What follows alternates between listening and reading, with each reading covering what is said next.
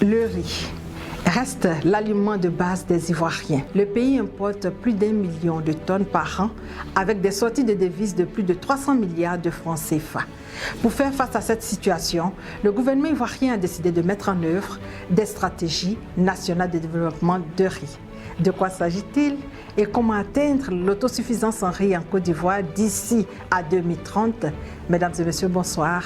Allons directement sur les sites aménagés. C'est là que tout commence. Sur l'ancien corridor de la route de Mans, à vue d'œil, c'est un grand bas-fond long de plus de 120 hectares qui nous accueille. La filière riz de Côte d'Ivoire, l'ADERI, a tout prévu pour permettre à nos braves riziculteurs de produire de la bonne qualité en riz local.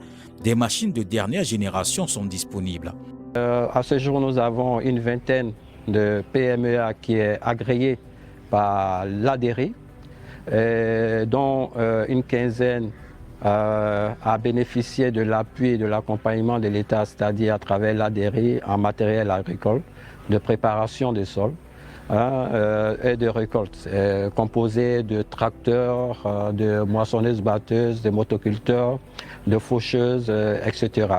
Et dans le courant de l'année 2023, l'objectif est de couvrir l'ensemble des districts à travers les régies de l'ADERI. Rendons-nous à Tabako, un petit village non loin du chef-lieu de la région de Béké. Dans cette localité où vivent en symbiose autochtone, allogène et certaines communautés de la CEDEAO, se trouve le grand périmètre de MBE.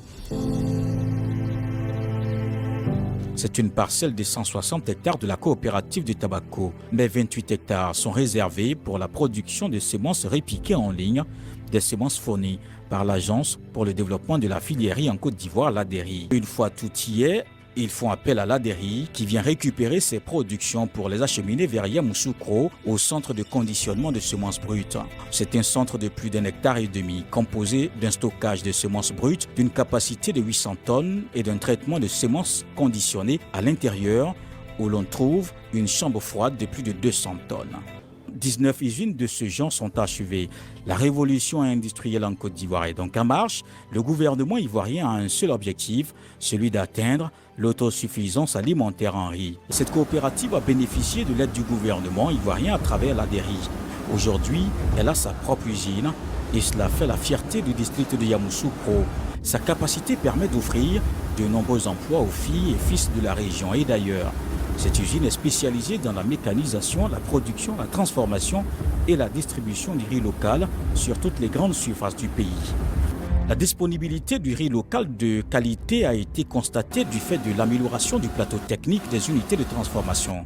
Cela s'est traduit par la présence de marques de riz de Côte d'Ivoire dans les réseaux de distribution, notamment au marché, dans les grandes surfaces et chez les particuliers.